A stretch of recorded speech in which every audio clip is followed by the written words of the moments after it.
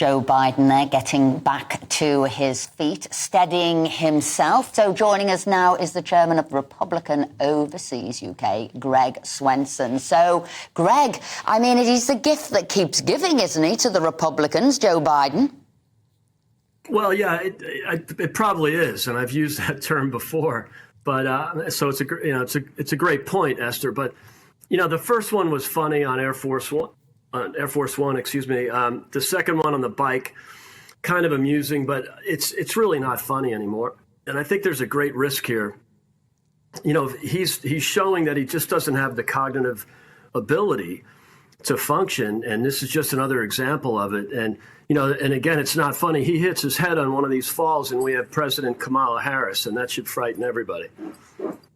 So when it comes to the election next year, I mean, Joe Biden, it seems incredible to me that he says that he's going to be the Democrat candidate for the presidential election. How do you view that? I mean, do you think that Joe Biden's the candidate that you're most likely to beat, or do you think that he's the candidate that's most likely to beat you? Well, I think that's why they're running him. They still think that he's the best one to beat Trump if Trump's the candidate. But that's not necessarily, for sure. It's still early in the process. You've got, Ron DeSantis and a handful of other candidates. And, historically, candidates that are polling under 10%, they don't always make it. But every once in a while, someone polling at 5 or 10 makes a move. And, it could be Ron DeSantis, but it could be Mike Pence or Nikki Haley or Tim Scott. So I think betting on Joe Biden is probably a mistake. And the other point, Philip, I really don't think he's going to run. I think it's either they are just doing this as a charade and getting someone else groomed. But, he's had his LBJ moment where, going back to 1968, where LBJ actually won Iowa and New Hampshire and then dropped out of the race because he realized once Walter Cronkite flipped on him, he was not going to be the president.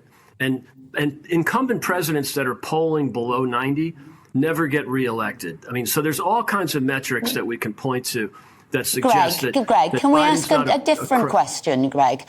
Yeah. I'm thinking if I saw the Prime Minister of this country slip not once, not twice, 3 times, whether I was a minister, an MP or a member of the public, I'd be seriously concerned in one way or another. I want to know what the public are thinking and what sort of members of the houses in America are thinking about this president. It's a great question, Esther. I think that the people are really concerned. You'll notice that less than half of Democrats want him to run again. He's polling only at 70 versus RFK Jr. and Marianne Williamson. That's not a good sign when 2 fringe candidates are polling at 30. And so, and less than 70% of, only 30% of people overall think he should run again. So this is really not a good moment. So the people surely don't have confidence in President Biden. As far as the Congress goes, they're still rallying behind him. You haven't really seen any pushback from the inner circle. That's because the party has done a good job of controlling the party members as well as the administration and people in Washington. So, but that could turn at any moment.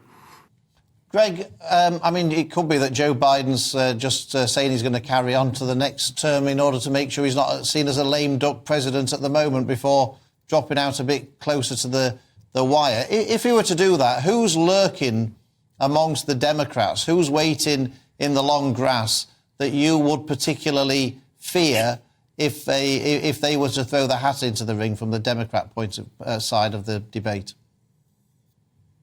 Yeah, two-part answer. One is it's probably Gavin Newsom from California, but I don't think the Republicans would fear him. In fact, I'd actually welcome that. I think surely Ron DeSantis would have everything to talk about with Governor Newsom, given how California is functioning versus how Florida is functioning. So that would be a gift for Republicans. It could be maybe Gretchen Werner from Michigan, some Democrat governor who's got a profile nationally, which both of them do.